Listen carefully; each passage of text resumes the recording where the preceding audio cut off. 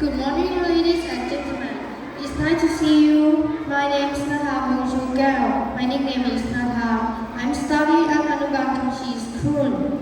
Health is wealth. Health is the biggest wealth for a human being in her entire lifetime. One can survive without his money, but can't survive without good health. Health is something that we can buy with money. However, we can buy good health with their money. For a healthy lifestyle, one should follow many rules and should also clarify many things in their dietary routines.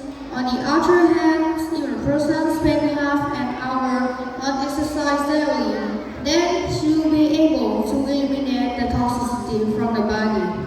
Finally, we all are aware that our health is the most important wealth that we have. We know that we can earn money if once we lose it.